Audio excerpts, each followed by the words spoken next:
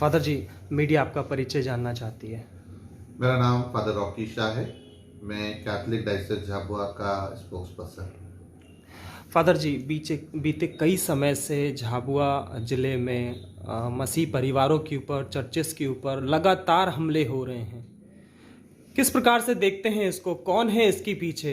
किसका षड्यंत्र है समाज को बांटने में और मानवता को बांटने में? किस प्रकार से देखते हैं? जिस प्रकार आपने एक शब्द का प्रयोग किया है, षड्यंत्र।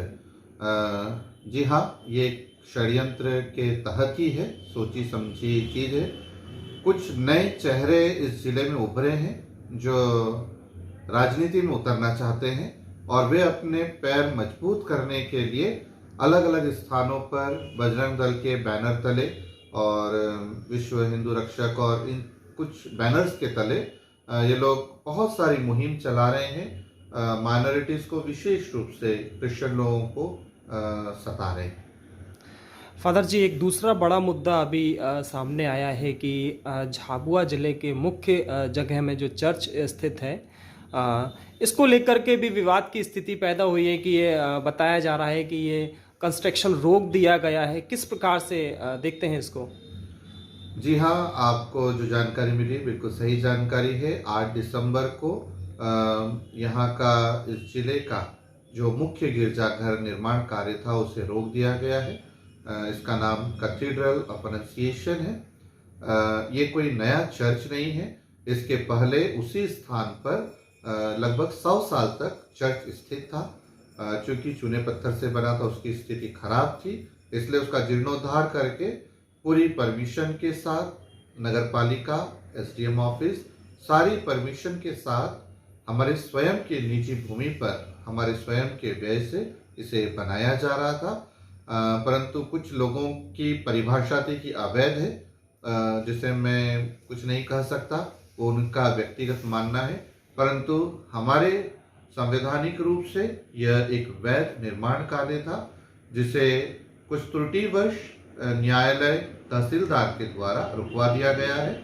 और जो उन्होंने हमसे दस्तावेज, हमारे भूमि के और अन्य दस्तावेज मांगे थे, हमने उन्हें वर्तमान में सब कुछ उपलब्ध करा दिया है और हमें आशा है हमारा कार्य वापस प्रारंभ होगा। फादर जी, इस दिसंबर माह में ही, आज जबकि हम 29 तारीख पर बैठे हैं साथ में, तो बीते दिसंबर माह में ही कई प्रकार की घटनाएं झाबुआ डिस्ट्रिक्ट के अंदर हुई हैं। चाहे हम बात करें अलीराजपुर के पुनियावत की, चाहे हम बात करें राणापुर की, और भी कई जगह धर्मांतरण की बातों को कहते हुए और चर्चेस पे हमले हुए हैं। खास तौर से जिस समय क्रिसमस का माहौल था, पूरा देश क्रिसमस के उल्लास में था, और इस प्रकार की घटनाएं किस प्रकार से देखते हैं इसको? सर, जैसा कि आप कह रहे हैं, ये बात सही है। जब से धर्म का जो विधेयक पास हुआ था 2021, ये बिल जो पास हुआ है धर्मांतरण के लिए और स्वतंत्रता, धार्मिक स्वतंत्रता पर आधारित ये बिल, इसका दुरुपयोग किया जा रहा है इन दोनों जिलों में।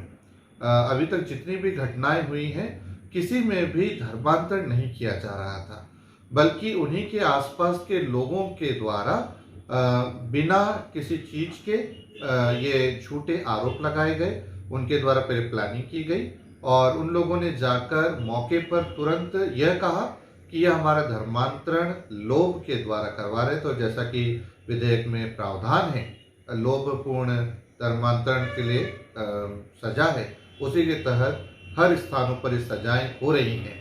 और अगर ऐसा ही चलता रहा तो इस स्थान पर आपको कई ऐसे स्थान मिलेंगे और सूचनाएं बाद में मिलेगी कि यहाँ पर धर्मांतरण हो रहा है। धर्मांतरण, क्योंकि वास्तव में धर्मांतरण हो नहीं रहा है। वो जो बिंदु लाके कहते हैं कि हम पर पानी छिड़का गया और हमारा धर्मांतरण किया गया, तो पानी छिड़कने से किसी भी कलीसिया में कोई बपतिस्मा धर्मांतरण नहीं होता है। फादर जी, मेरा अंतिम सवाल आपसे, जिस प्रकार से झाबुआ एक पिछड़ा जिला माना जाता है, साथ ही कई सर्वे के अनुसार भी ये एक गरीब और पिछड़े ज़िले में है, जिस प्रकार से अलीराजपुर को भी पिछड़े ज़िले में देखा गया, झाबुआ को भी देखा गया, आदिवासी बाहुल्य क्षेत्र है।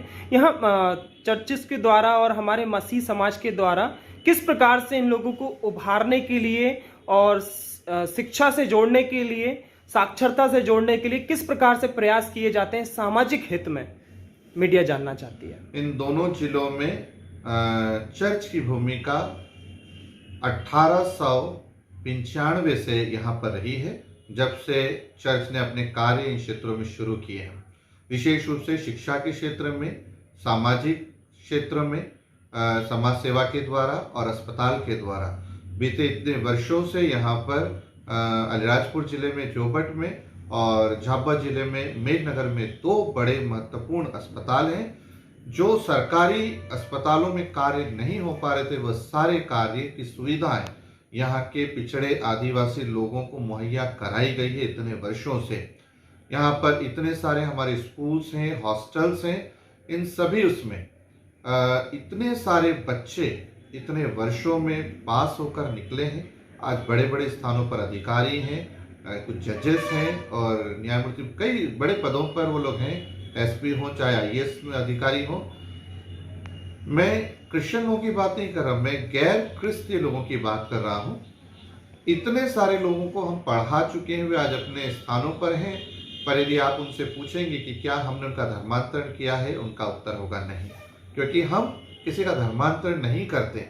हमने सिर्फ शिक्षा मतलब शिक्षा दी है और नैतिक शिक्षा के आधार पर शिक्षाएं दी है कि व्यक्ति कैसे अच्छा रह सकता है। इसीलिए यदि मैं कहूँ न्याय प्रणाली अगर आज जीवित है पूरे भारत में, तो इसका श्रेय ईसाइयों को दिया जाना चाहिए, क्योंकि उन्होंने अपने स्कूलों के द्वारा शिक्षा के साथ साथ अपने छात्र छात्राओं को नैतिक और मौलिक चीजों के बारे में जानकारी दी है। इसलिए आज हमारा न्याय जिंदा है। वर्तमान में बढ़ते धर्मांतरण के मुद्दे और मसीह लोगों के सतावे को लेकर मीडिया आपसे एक संदेश जानना चाहती है, किस प्रकार से इसे रोका जाना चाहिए। मीडिया आपके माध्यम से सरकार तक बात पहुंचाना चाहती है। जैसा कि आपने कहा, आपके द्वारा सरकार तक, मैं एक ही बात सरकार को यही कहना चाहूँगा, सरकारी तंत्र में भी, शासन में भी हमारे ही स्कूलों से निकले हुए स्टूडेंट्स आप पाएंगे। आप उनके कार्य देखिए और उनके कार्य यदि आपको संतुष्ट लगते हैं कि वे सही कार्य करते हैं, तो यह हमारी उपलब्धि है। और मैं आपके चैनल के द्वारा यही कहना चाहूँगा, जितने भी लोग क्रिश्चियन संस्थाओं से पढ़कर निकले हैं, वे कृपया चुप ना रहें, क्योंकि आज आपकी संस्थाओं पर कुछ लोगों के द्वारा हमले हो रहे हैं जो अनैतिक हैं, असंवैधानिक है। यदि जब तक हमारा साधारण समाज चुप रहेगा, इस प्रकार के अत्याचार बढ़ते रहेंगे। आप मुंह खोलिए, आप लोगों को बोलिए कि हम लोग गलत नहीं कर रहे, क्योंकि आप लोग हमारी संस्थाओं से पढ़कर और अन्य सुविधाओं को प्राप्त कर चुके हैं, चाहे शिक्षा हो, चाहे स्वास्थ्य हो, चाहे सामाजिक चीज़ें हों। आप लोगों का किसी प्रकार से कोई धर्मांतरण नहीं किया गया, आप लोगों से अच्छी शिक्षाएं दी गई हैं। उन्हीं शिक्षा के आधार पर मैं आप सभी से आग्रह करता हूं कि आप लोगों को संदेश दें कि आपने इतने वर्षों तक चर्च से जुड़े रहकर सुविधाओं को प्राप्त किया है, आपके साथ किसी भी प्रकार का कोई धर्मांतरण नहीं हुआ है। बहुत बहुत धन्यवाद मीडिया से चर्चा करने के लिए। एक बार पुनः परिचय आपका। मैं father Rocky Shah, PRO Catholic शिक्षा।